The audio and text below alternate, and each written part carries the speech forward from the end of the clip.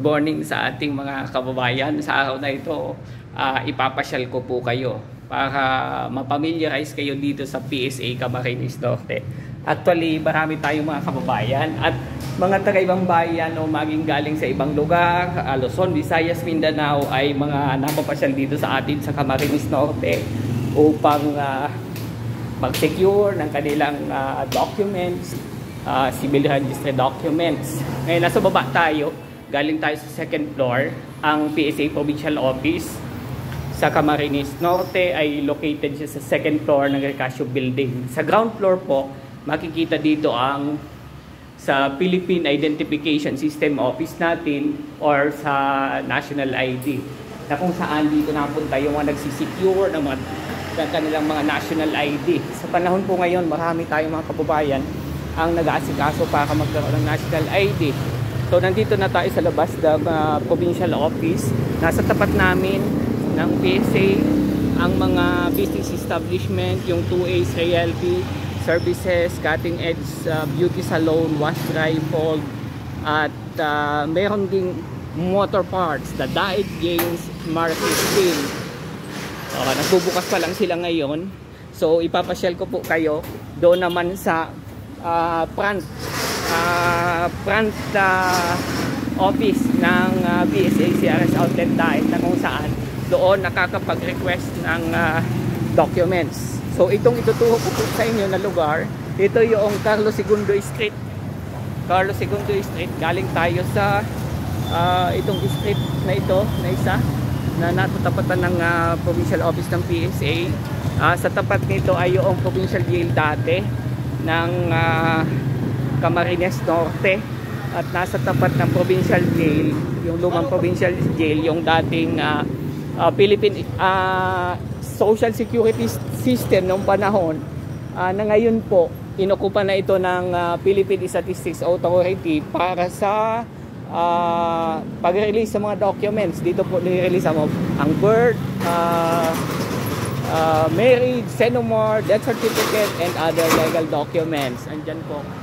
So yan, magkatapatan itong itong building, at nandun ang La Consolacion College of Daet. Nadalhin ko po kayo sa DICT, na kung saan ang DICT isa sa tanggapan ng government din na tumutulong sa atin upang matulungan ng ating mga kababayan na makapag-pa-appointment. Yung hindi po masyadong marunong magpa-appointment, may advice po ang national government na kung saan yung ating mga kababayan ay pwedeng magpatulong sa kanila upang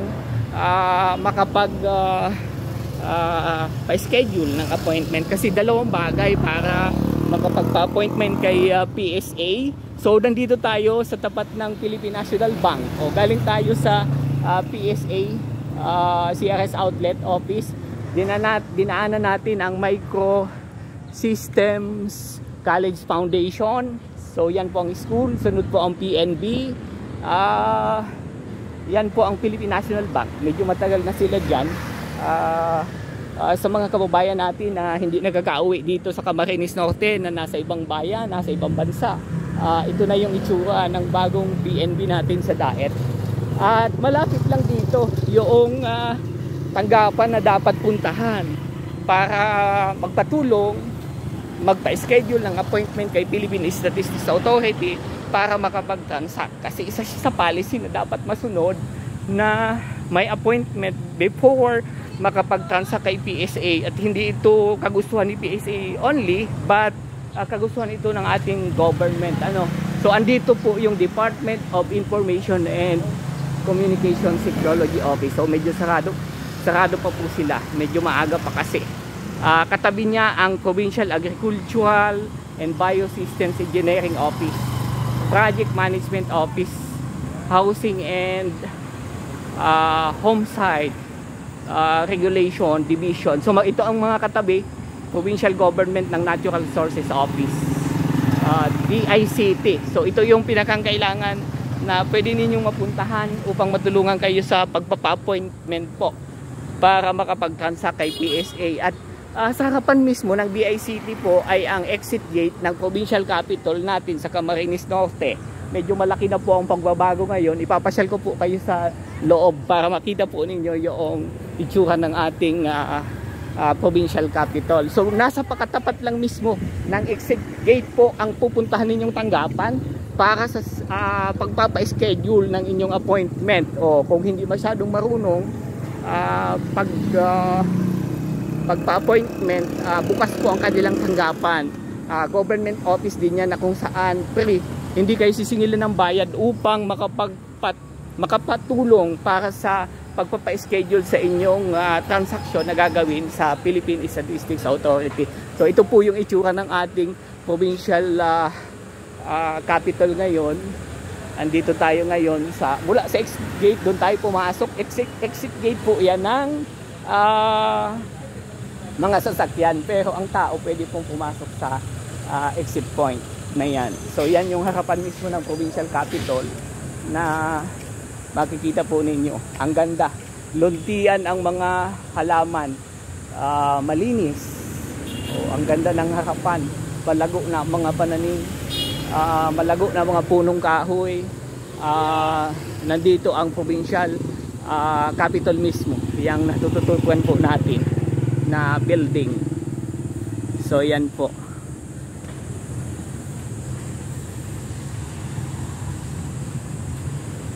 Ang provincial library po natin, kung ito yung provincial capital ng Camarines Norte, ay makikita po natin yung provincial library niya dito po sa left side, sa harapan ng ating provincial capital.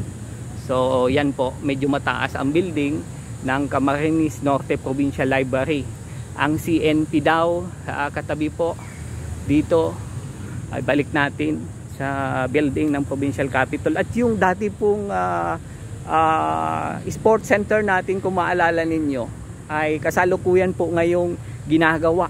Higit na po siyang pinapaganda sa panahon ngayon. Nandiyan po yung makikita ninyong yung building na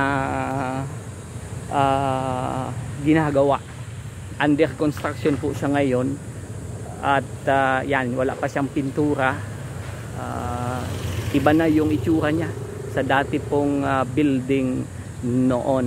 So yan po yung pinakanghapan ng provincial capital natin. So salamat po sa inyong pagsubaybay. Naway nakatulong ang ating pag-ikot-ikot sa umagang ito. Maaga pa naman, kaya hindi pa bawal na mag-vlog tayo. So thank you so much.